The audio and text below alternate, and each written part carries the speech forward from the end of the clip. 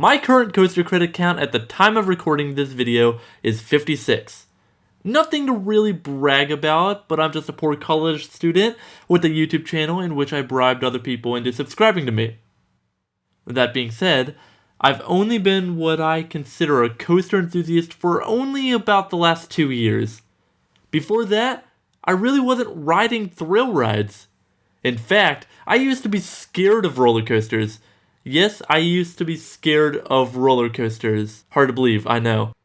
Several short years later, I'm here with a roller coaster inspired YouTube channel. What are the odds? But don't worry, I've since conquered my fear and live for the biggest thrills out there. And that brings us to today. This is my top 10 favorite roller coasters that I have been on. Let's get started. But first, keep in mind that this is my own personal opinion and that yours may differ from mine. And also note that I am constantly rearranging this list and developing new opinions of rides the more and more times I ride them. So if you were watching this a month or two from now, it may be irrelevant. Enough said? Let's get into it. Number 10. Space Mountain Mission 2 at Disneyland Paris and Coupe-Bras, France. This may surprise you that this is on anyone's top 10 list, but hey, I've grown up going to Disney World in Florida. I had to put at least one coaster from a Disney park on this list.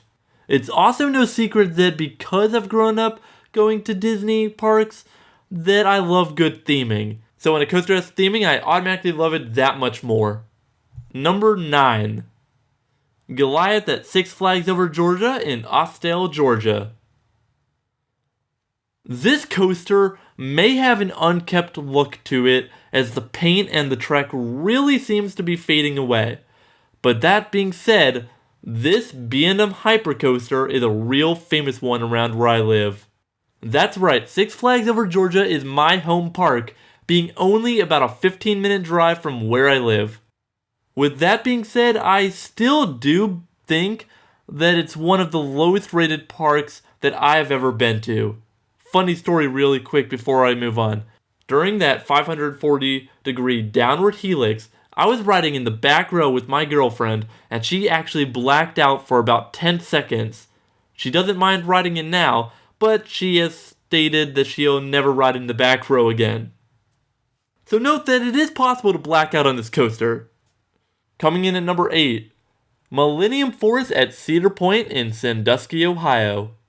It may surprise everyone why this monstrous Intamin Giga Coaster is so low on my list, and it's okay to get mad at me for that. But I think I may have set my expectations too high for when I got on this for my first time. I was expecting to really be blown away by this coaster, and I just wasn't. Now don't get me wrong though, I still enjoyed the ride, otherwise it wouldn't be on my top 10 list. It also may really shock you that it is ranked lower than the next coaster on the list. Number 7. Top Thrill Dragster at Cedar Point in Sandusky, Ohio. What? Top Thrill Dragster is ranked higher than Millie? What gives? Okay, hear me out. Part of the reason that Top Thrill Dragster is ranked higher was mostly because of my mood when I rode it. It was the first ride of the day, the one and only time I've been to Cedar Point.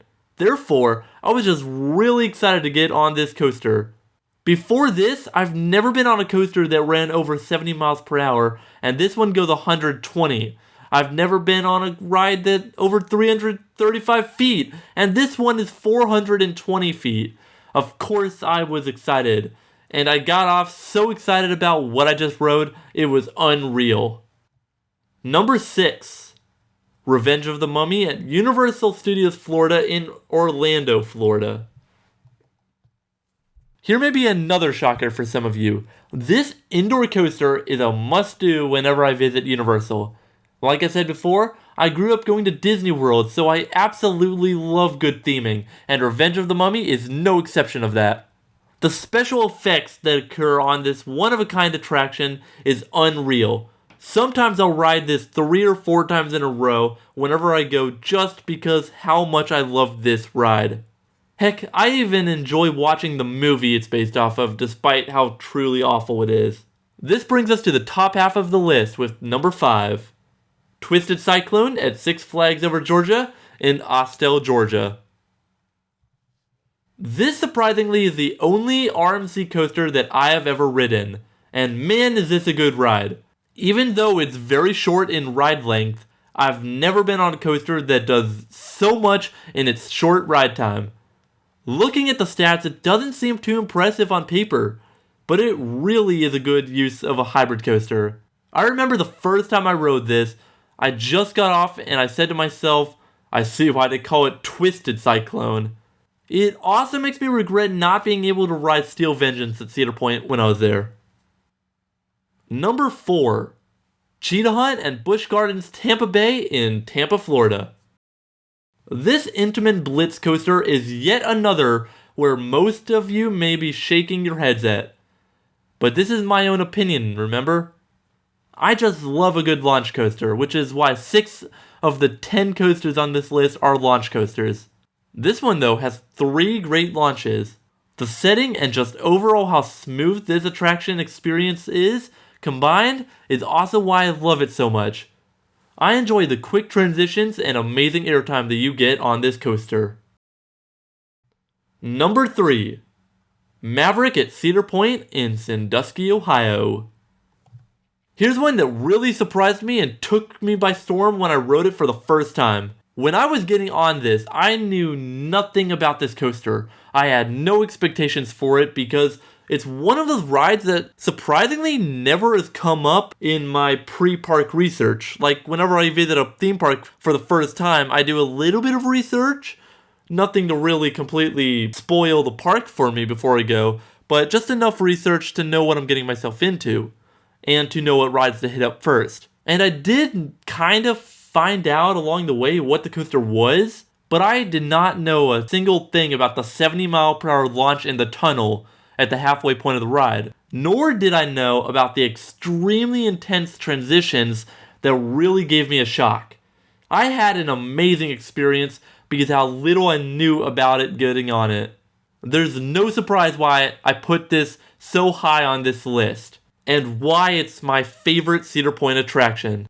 Number 2. Fury 325 at Carowinds in Charlotte, North Carolina. This is my favorite B&M coaster in the entire world. There's no surprise I put this so high on my list, and I think it should be in everyone's top 5 list at least.